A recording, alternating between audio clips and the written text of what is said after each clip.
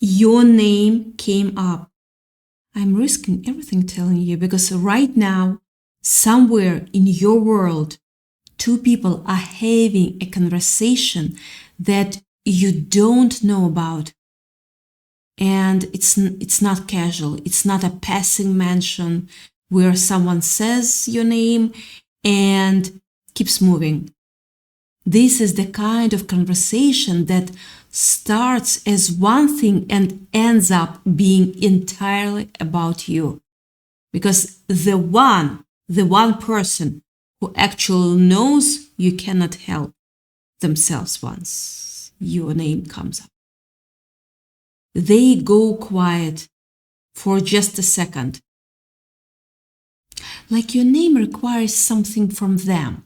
Like they need to collect themselves before they can do anything useful with it. And they start talking and they don't stop. I want you to sit with that for a second, because what I'm picking up right now is so specific, and I need you to feel this before I even explain it. This person is in a room with someone else, and every time they say your name, something shifts in their face. Their voice changes, and the other person in that room is sitting there quietly, just watching it happen, updating everything they thought they knew about you. Because the one who knows you, they are not summarizing, they are not being brief, they're painting the whole picture, every layer, every detail, like they have been waiting for someone to ask about you, and nobody had to ask. The words just came out. Here is what's happening in that room right now. This person is talking about what you went through, the hard part. Yeah, the hard part. Whatever your specific version of it was, the collapse, the chaos, the thing that felt like the ground going out from under you. They know about it. They understand the weight of it. And they are telling this other person something that matters. They are saying this could have broken someone. This would have broken most people, but it didn't break you. And that is the part they can't get past. That is what they keep coming back to. You kept moving through all of it, when there was every reason to stop, every reason to fold, every legitimate reason to say, I cannot do this anymore.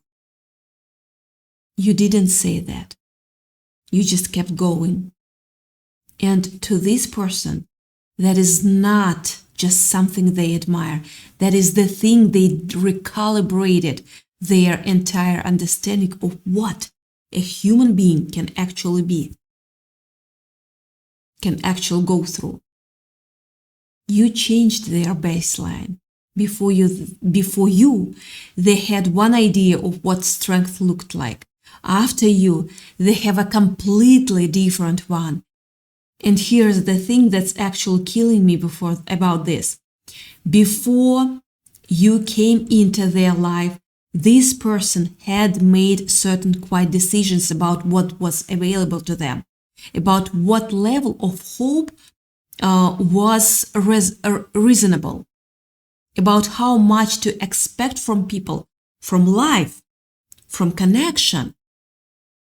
They'd adjusted their expectations down to a size that felt survivable. And then there was you. You didn't wake up and decide to change this person. I genuinely don't think that. I think you were just being yourself. You are just being yourself. your particular way of moving through things, your particular quality of showing up even when it's hard. And they watched that, and something in them cracked open that heart that had been sealed. That hard to understand, because you make it inconvenient to stay closed. You make it difficult to hold on to the small version of things in your presence. Something about who you are makes people want to believe in more than they did before they knew you. And this person knows that about themselves now. They are completely clear on what happened when they encountered you. They know you are a before and after in their life. That's not dramatic language. That's not something they are saying casually. You are the line that divides their story into two different chapters. So they are in that room giving this other person the full before and after, every detail. And the other person is sitting there going, oh, I see. Yeah, okay, I understand now. And what fills the room is this protective energy that runs underneath everything this person is saying. Everything. They know about the unfair part, the specific people or situations that were directed at you in a way that you didn't deserve. The one who saw you on unsteady ground and used it, who thought that instability was an opportunity, who had a specific investment in making you smaller, more manageable, less than you actually are. And when they get to this part of your story, something shifts in them. Like they sharpen quietly, like something in them gets lit up. And there is this moment where the composed version of them is trying to manage it, but isn't entirely managing it. Because their protectiveness of you goes beyond just being a decent person who doesn't like injustice. It's more charged than that, more specific. Like, how dare anyone think they could do that to you? How dare anyone look at who you are and decide you could be diminished? This is the energy in that room right now. Pure, uncomplicated, unmanaged, pure on your behalf. And then, right after the fury, they pivot. The whole room changes when they do, because they get to who you are now. This version, right now, standing where you are standing, not the version from inside the heart part, not the version still in the middle of it, the one that came all the way through, the one that exists today. And when they get there, here, I keep seeing this shift in them, like watching someone's whole face change. The heaviness just lifts. And what replaces, it's something I can only describe as lit up, because this is their favorite part of your story. This is the part they could talk about forever. You're standing in your full power, not waiting for permission, not waiting for circumstances to be perfect, not still carrying the weight of what was done to you, just standing in everything you actually are, with all dots, with all tools, with all the hard-won clarity, with more access to yourself than you have ever had. And this person is in that room trying to explain that to someone who might not see you regularly. And they keep saying the things like, no, you don't understand. The person I'm describing is not just okay after everything they went through. They are standing in more power than they have ever had. You have to understand that this person is something to see right now. And they mean every single word. They mean every single word. But here is what I need you to understand. This person is not being subtle about you, not even a little bit subtle. And I don't mean that cruelty. I mean it with warmth. They are so obviously, visibly, helplessly drawn to you, and they are under the impression that no one can tell. Everyone can tell. The other person in the room can tell. I can tell. And I'm not even there. And here is the part that catches them off guard. Every so often something slips out. Something a little too specific, a little too familiar, a little too warm for what was supposed to be a neutral description of someone they know. And when it slips out, they catch it. They catch it. Pull back slightly, return to the composed version. But the other person caught it. And they are definitely not saying anything about it. They are just sitting there registering. Oh, okay. It's like that, yeah. It's like that. This person wants to have a real conversation with you, directly. Not through anyone else, not in the background of someone else's conversation, to you, your face. Some version of what they keep saying in that room. They want to say it to you. They haven't yet. And here is where I genuinely have to try not to laugh because they are rehearsing in their head right now. Maybe even while they are in this conversation, running different version of how to reach out, trying out different opening lines, worrying about word choice, thinking about how to come across as intelligent, worthy of your time, like someone you would take seriously, like someone who deserves to be seen as significant in your eyes. And the thing is, people do not rehearse conversations with people who don't matter.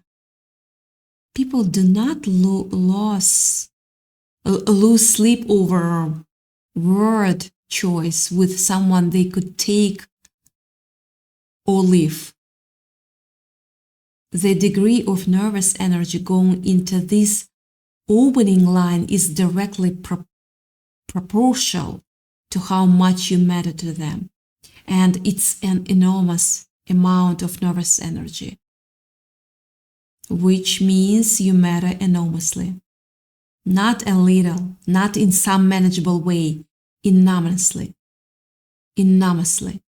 underneath everything, underneath all the awe and the protectiveness and the way they cannot keep it off their face. There is just missing you. This person misses you in a constant present tense, doesn't stop kind of way. Not in a passing sometimes something reminds me way. In a you are in the background of my days kind of way. Things come up and you're the first person they turn toward in their mind. Not the second, the first. Before the thought is even fully formed. They have already moved forward, moved toward you. Sometimes they don't reach out. Maybe it's circumstances, maybe it's distance, maybe it's timing or that specific situation, whatever is true for you watching this. But the turning toward you happens anyway, every time, without them choosing it. It just happens. And here is the specific thing I want you to hear. They are not missing a version of you that doesn't exist anymore. They are not missing who you were before. They are missing exactly who you are right now. This version. Today. After everything. The one that came through and is standing on the other side. That is the one they miss. That is the one they keep turning toward. You might not walk around feeling like this on the ordinary days. You probably don't. You're probably just living your life, handling whatever's in your front of you, moving through things. And you don't walk around feeling like someone's great love or someone's favorite conversation or the person who cracked open someone else's entire internal world. But you are. You are. That is what your name is doing in that room right now. And I need you to take that seriously. Not for their sake, for yours. For your sake. Because you spent real time in real conversations, in real situations that tried very hard to tell you otherwise. That had a specific investment in making you feel like less, like smaller, like someone who should accept what they were being given because you didn't deserve better. And you came all the way through that. You're not going to come all the way through that and then keep carrying the version of yourself those situations were trying to leave you with. That's not how this works. You are the name that requires a moment. You are the person someone is in a room right now trying to explain and running out of words for, because you don't fit neatly inside the normal language for these things. You are the one they cannot say plainly, cannot reduce, cannot make casual, cannot keep off their face when they try. And here is where I need to be honest with you. You've been waiting for permission, you've been waiting for someone to finally say what you already know is true. But the ache of that waiting, the ache of needing to be chosen, that ache is becoming something different now. It's becoming a catalyst for something radical. It's becoming the catalyst for you to finally choose yourself. Not as a second choice, not as a consolation prize, as the main event, as the person who matters most. You matters most.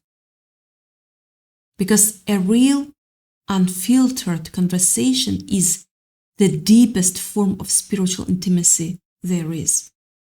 Not grand gestures, not silent admiration from a distance, a nervous, honest, direct conversation, face to face. Someone showing up as they are, without masks, and speaking their truth. That is what you're waking up to. That is what you're beginning to demand.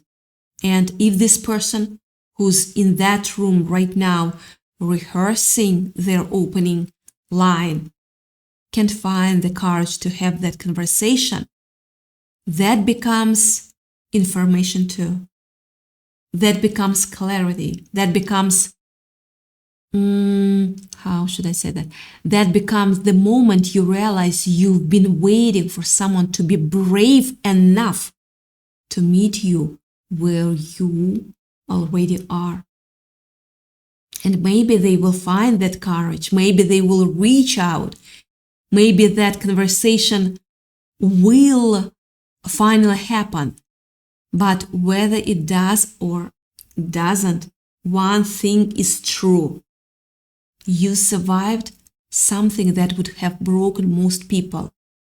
That survival was not punishment. That was not punishment at all. That was protection. That was divine protection.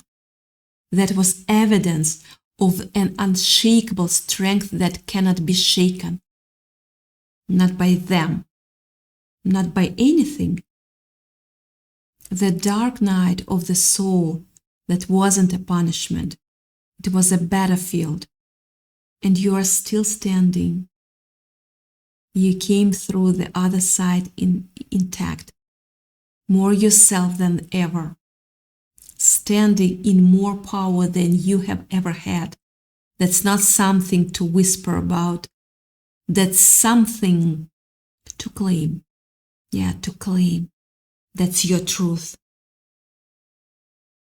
And here's what I need you to understand about all of this. Love alone isn't enough. That's the hard part. Soul recognition is real.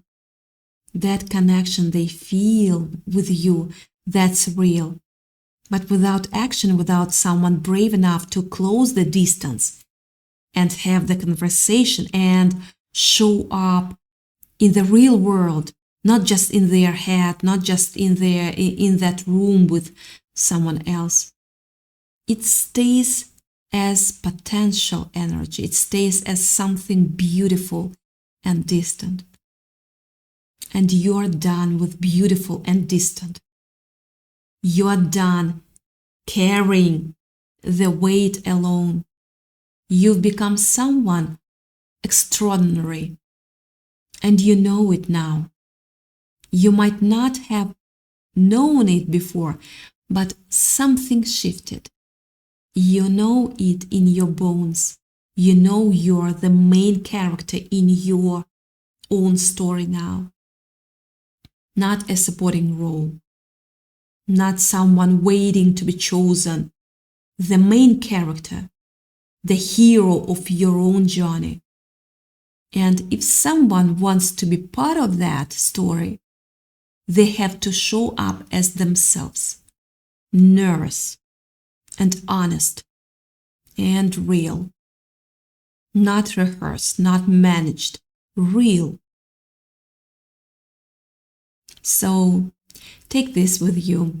Someone in a room right now is saying you're something to see. They're trying to explain what you mean to them and running out of language for it because you don't fit inside the normal words. They are missing you. They are turning toward you in their mind before the thought is even finished. They are waking up nervous about how to reach you. And whether they find that courage or not, whether that conversation happens or not, you need to know this. You changed someone's baseline just by being yourself. That's not small. That's not casual. That's the kind of thing that echoes by the conversation you have with yourself right now. That matters more. The conversation where you finally say, I am enough. I am worthy of being chosen. I am worthy of real effort and real action and real showing up. I'm not waiting anymore. I'm moving forward into my own destiny. That conversation, you get to have that one. And nobody needs to be in the room for you to say it. You just have to mean it. That's all. Love you. Be safe.